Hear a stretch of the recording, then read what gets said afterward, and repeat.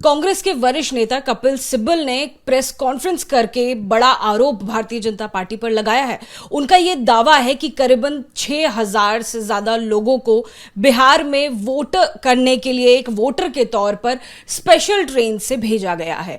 क्या है इस मामले में पूरी सच्चाई, वो जांच पड़ताल का भी विषय है, लेकिन क्या कुछ भारतीय जनता पार्टी इस मामले में कहना चाहती है, इस मामले में बात करने के लिए मेरे साथ बीजेपी के वरिष्ठ नेता राकेश सिन्हा जी इस वक्त मौजूद हैं। सर, ये बोला गया है कि 3 नवंबर को 4 ट्रेन्स गई।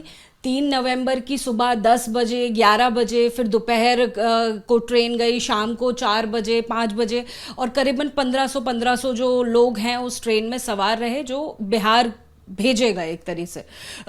और कुल मिला के जो नंबर हो रहा है वो 6,000 है। ये दावा किया जा रहा है कपिल सिब्बल के द्वारा कि इतने वोटर्स जो हैं वो बना के भेजे गए। और स्पेशल ट्रेन्स गुरुग्राम से, हरियाणा से क्यों चलाई गई जब छठ भी खत्म हो गया है? आप इस पर क्या कुछ कहेंगे? देखिए, छठ में या किसी उत्सव में रेल मंत्रालय विशेष ट्रेन चलाती है और कपिल सिब्बल को और कांग्रेस पार्टी को मालूम नहीं है कि मतदान एक तरह से लोकतंत्र का धर्म है। यह भी धर्म की तरह है, एक लोकतांत्रिक प्रक्रिया को मजबूत करना। जो प्रवासी लोग हैं, चाहे मुंबई में हैं, बेंगलोर में हैं या दिल्ली में हैं, वे अपने अस्थायी पते पर जाकर मतदान करना चाहते हैं। जब वे मतदान करने के लिए जाएंगे तो अपेक्षित रूप से उनके लिए विशेष ट्रेन की व्यवस्था होगी। कपिल सिब्बल और कांग्रेस को इसमें तकलीफ क्या हो रही है? डेमोक्रेटिक मोबिलाइजेशन, यानी लोकतांत्रिक रूप से लोगों को मोबिलाइज करने की जो प्रक्रिया है, ये 50, 60, 70 के दशक में कांग्रेस भी करती थी। कांग्रेस भटक चुकी है, मतदाताओं को माल जाल समझ रही है। भेजे गए हैं, मतदाता भेजे नहीं जाते हैं, मतदाता स्वयं जाते हैं। मैं ऐसे सैकड़ों लोगों को जानता हूं जो विदेशों से पैसे खर्च करके, जो छठ में नहीं आए, जो दिवाली में नहीं आए, जो ईद में नहीं आए, वे पैसे खर्च करके, लाखों रुपए पैसे खर्च करके वोट देने आए। लोकतंत्र का क्या महत्व होता है ये मतदाता जानता है, कपिल सिब्बल नहीं जानते हैं। ये सेठ धन्ना सेठों की पार्टी कांग्रेस पार्टी मतदाताओं को माल जाल की तरह जो कह रही है कि उनको भेजे गए हैं, उनका अपमान कर रही है। भारत के मतदाताओं से कांग्रेस पार्टी सबसे पहले माफ़ी मांगे, उन्हें जानवरों की तरह विशिष्ट बता रही है, वो जानवर बता रही है। तो यानी आप ये बात मान रहे हैं कि स्पेशल ट्रेन्स के तौर पर बनाई गई और उन्हें भेजा गया उनकी सहूलियत के लिए? क्या रेल मंत्रालय ने जो जवाब दिया वो यथेष्ट है, वो रेल मंत्रालय बताएगा। जब भी कभी भी कहीं मेला लगता है, और ये तो रेल मंत्रालय की खासियत है, अश्विनी वैष्णव जी एक अच्छे रेल मंत्री हैं और उनकी एक विशेषता है कि फ्यूचरिस्टिक सोचना, आगे क्या संभावना होगी। कहीं कोई राष्ट्रीय मेला लग रहा है और वहाँ पर हजारों लोग, ओणम होगा केरल में, और यदि दिल्ली से लाखों लोग जाएंगे तो क्या सरकार व्यवस्था नहीं करेगी? ये सरकार का धर्म है, सरकार का नैतिक कर्तव्य है कि अपने लोगों को, चाहे होली हो, दिवाली हो, ईद हो या लोकतांत्रिक पर्व हो, यानी कि जिस तरह से सभी लोकतांत्रिक पर्व हो या त्योहार हो जैसे भेजा जाता है, उसी तरह से भेजा गया। क्या ये कहना सही होगा? जानता नहीं भेजा गया या नहीं, मैं तो सिर्फ इतने कपिल सिब्बल की प्रतिक्रिया पर अपनी टिप्पणी कर रहा हूँ। रेल मंत्रालय ने जवाब दिया, वो रेल मंत्रालय जाने कि क्या किया गया, क्या नहीं किया गया। लेकिन कपिल सिब्बल जिस तरह से मतदाताओं को माल जाल बना रहे हैं, यह बहुत ही अनैतिक है। ये भारत के मतदाताओं के सम्मान पर, उनकी चेतना पर, लोकतंत्र पर, उनकी प्रतिबद्धता पर एक बड़ा सवाल खड़ा किया जा रहा है। कभी मतदाताओं, कभी वोट चोर का नारा दिया जा रहा है, कभी कुछ नारा दिया जा रहा है। जब आप जीत नहीं सकते हैं, धूल आपके चेहरे पर है राहुल जी, और आईने को साफ कर रहे हैं, पहले अपने चेहरे को साफ कीजिए। आईना तो अपनी तरह है। भारत का लोकतंत्र स्वस्थ है, संवर्धित है, दुनिया इस लोकतंत्र को दाद दे रही है। सोरोस के सुझाव पर चलने वाली पार्टी कभी भी हिंदुस्तान के जरजमीन से नहीं बैठ सकती है। एक समय ए.ओ. ह्यूम था, सोनिया जी हैं, और अब सोरोस है। कांग्रेस पार्टी का वास्तव में चेयरमैन सोनिया जी नहीं है, सोरोस है।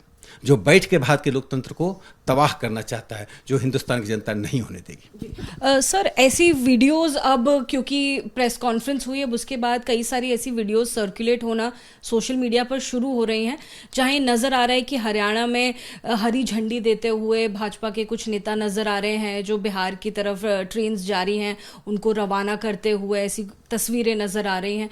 उस तस्वीरों को लेकर क्या कहेंगे? कांग्रेस के एक बड़े प्रवक्ता हैं, वो 2 दिनों पहले मुझे ही नैतिकता और संविधान का पाठ पढ़ा रहे थे। अभी डीडी न्यूज में एक समाचार आया कि उनकी धर्मपत्नी का 2 राज्यों में 3 स्थानों पर मतदाता सूची में नाम है। इतनी अनैतिकता, इतनी बेशर्मी कांग्रेस पार्टी चल रही है। देश की जनता इसीलिए कांग्रेस पार्टी को हर जगह खारिज कर रही है। बिहार में कांग्रेस पार्टी चुनाव के बाद 3 हिस्सों में टूटने वाली है। कांग्रेस पार्टी में विद्रोह की नौबत है। राहुल गांधी के कार्यक्रम को पार्टी करना नहीं चाहती है और आरजेडी के लिए राहुल गांधी एक लाइबिलिटी की तरह हैं। वो आते हैं तो आरजेडी के कार्यकर्ता शहर छोड़कर चले जाते हैं। तो कांग्रेस पार्टी को जो मैंने हिदायत दी कि पहले अपने जड़ जमीन को ठीक करें, नेतृत्व ठीक करें, अपनी दृष्टि ठीक करें, फिर बाकी बातों से रहें। और अंत में मैं कहना चाहूँगा, एक कहावत है, नाचे न जाने अंगनवा टेर, a bad workman quarrels with tools. काम नहीं जानता है, अपने उपकरणों से लड़ता है। कांग्रेस पार्टी वही कर रही है। आपकी भी एक सोशल मीडिया पर आपने जिक्र किया, तो आपकी भी एक फोटो जो है बड़ी तेजी से वायरल हुई थी जब आप मतदान देकर निकले थे।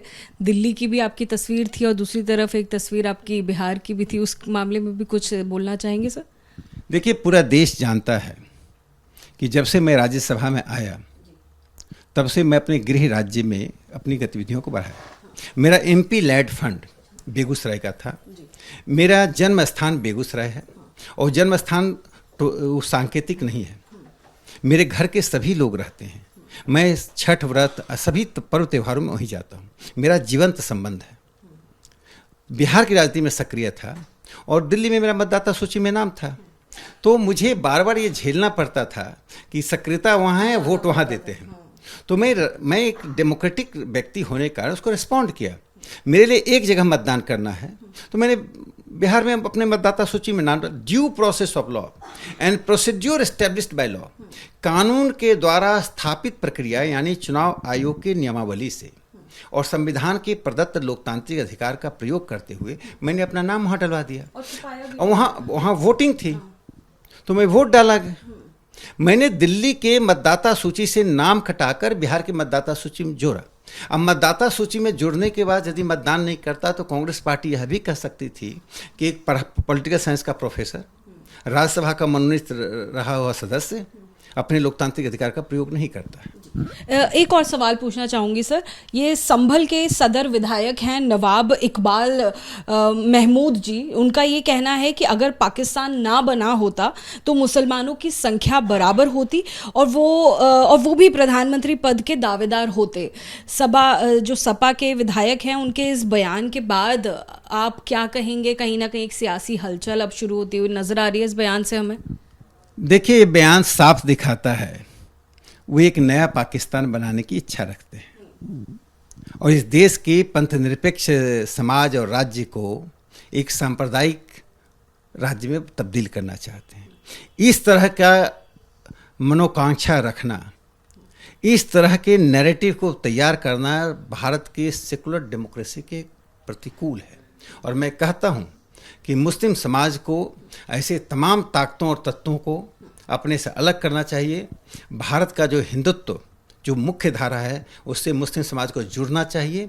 वही भारत की राष्ट्रीयता है, वही भारत का वर्तमान और भविष्य है। वर्तमान और भविष्य से कटकर कोई समाज, कोई जाति, कोई व्यक्ति रह नहीं सकता है। ये मुस्लिम समाज के लिए अपने आप में एक चुनौती है कि ऐसे लोगों से निर्देशित हो कि हिंदुत्व के जो सबका साथ सबका विकास प्रधानमंत्री जी का नारा है, वो नारा नहीं, वो कार्य है। नरेंद्र मोदी जी के कार्यों का और या कार्यक्रमों का लाभ किसी एक धर्म और जाति, एक क्षेत्र, एक भाषा को नहीं मिल रही है। टॉयलेट सब जगह बन रहा है, जनधन का लाभ सबको मिल रहा है, किसानों और औरतों के सशक्तिकरण का लाभ सबको मिल रहा है। इसलिए यह घोर सांप्रदायिक है, निंदनीय है, और ऐसा लगता है कि कुछ ऐसे तत्व हैं जो अभी भी उसी जिन्नावादी मानसिकता से भारत की राजनीति में रह रहे हैं। बहुत शुक्रिया एबीपी न्यूज से बात करने के लिए सर। तमाम मुद्दों पर आपको सुनाई दिए, समझ आए। इस वक्त आपने सुना राकेश सिन्हा जी को, भारतीय जनता पार्टी के वरिष्ठ नेता। सभी टॉपिक्स पर, जितने भी सब्जेक्ट्स हैं उन पर हमने उनसे बात की और सफाई भी वो देते हुए नजर आए।